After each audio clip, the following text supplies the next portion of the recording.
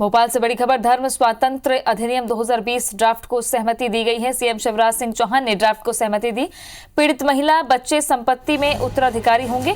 प्रस्तावित बिल को मुख्यमंत्री की सैद्धांतिक मंजूरी मिल गई है। ड्राफ्ट में दोषियों को 5 से 10 साल तक की सजा का प्रावधान है। साथ ही 1 लाख के जुर्माने का भी प्रावधान है। लव जिहाद पर कानून बनाने की मंशा के साथ ये ड्राफ्ट तैयार किया गया। इस ड्राफ्ट को सहमति दे दी गई है। सैद्धांतिक मंजूरी मुख्यमंत्री शिवराज सिंह चौहान ने दे दी है। लगातार मंथन का दौर चला। ड्राफ्ट को लेकर समीक्षा बैठक भी हुई, चर्चा हुई।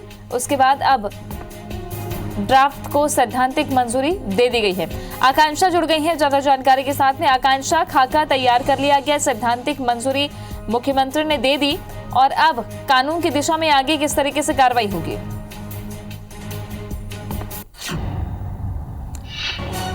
दोबारा जुड़ने की कोशिश करेंगे। सीएम ने ड्राफ्ट को सहमति दे दी है। सीएम शिवराज सिंह चौहान लगातार इस कानून को लेकर, विधेयक को लेकर के बातचीत कर रहे थे और इसमें प्रावधान यह है कि पीड़ित महिला बच्चे संपत्ति में उत्तराधिकारी होंगे। प्रस्तावित बिल को मुख्यमंत्री की सैद्धांतिक मंजूरी मिली है। ड्राफ्ट में दोषियों को 5 से 10 साल तक की सजा का प्रावधान है। साथ ही 1 लाख के जुर्माने का भी प्रावधान है।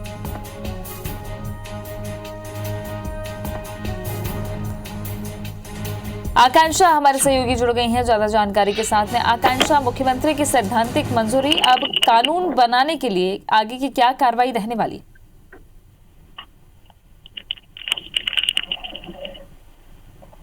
आकांक्षा, आप सुन पा रही? जी तृप्ति। कानून बनाने के लिए अब आगे की क्या कार्रवाई रहने वाली है जब मुख्यमंत्री ने अब सैद्धांतिक मंजूरी दे दी है? तब बिल्कुल देखिए तृप्ति, लव जिहाद को लेकर जो कानून बनने जा रहा है उसको मुख्यमंत्री शिवराज सिंह चौहान ने अपनी सैद्धांतिक मंजूरी दे दी है और जो ड्राफ्ट के अंदर, उस कानून के अंदर बहुत सारी बातें थी, उनको अपनी सहमति दी है। उनमें से कुछ बातें ये थी कि अगर पीड़िता यानी जो जिस भी लड़की को बहला फुसलाकर दूसरे धर्म से शादी की जाएगी या धर्मांतरण किया जाएगा, उसके भरण पोषण के लिए पैसे देने पड़ेंगे। साथ ही साथ जो बच्चा होगा यानी जो उस पीड़िता से जो बच्चा होगा उसके लिए भी संपत्ति का उत्तराधिकारी उसको बनाया जाएगा।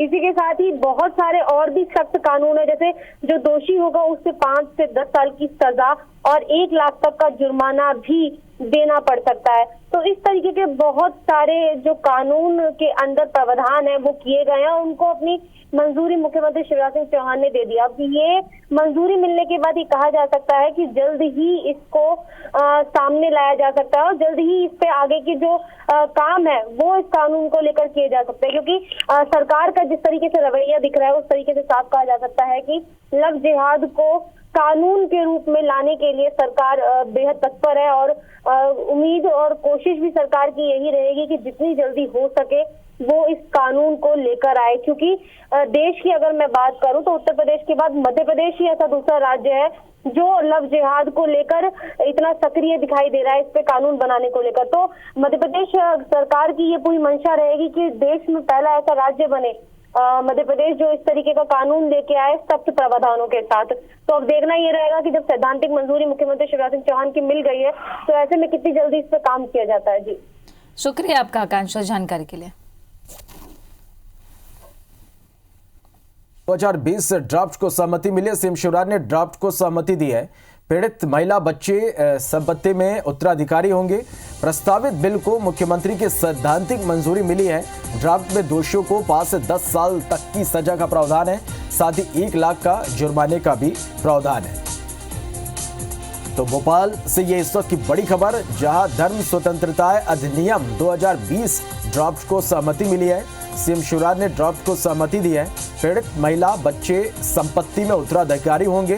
प्रस्तावित बिल को मुख्यमंत्री की सैद्धांतिक मंजूरी मिली है। ड्राफ्ट में दोषियों को 5 से 10 साल तक की सजा का प्रावधान किया गया है और इसके साथ ही 1 लाख रुपए का जुर्माने का भी प्रावधान किया गया है।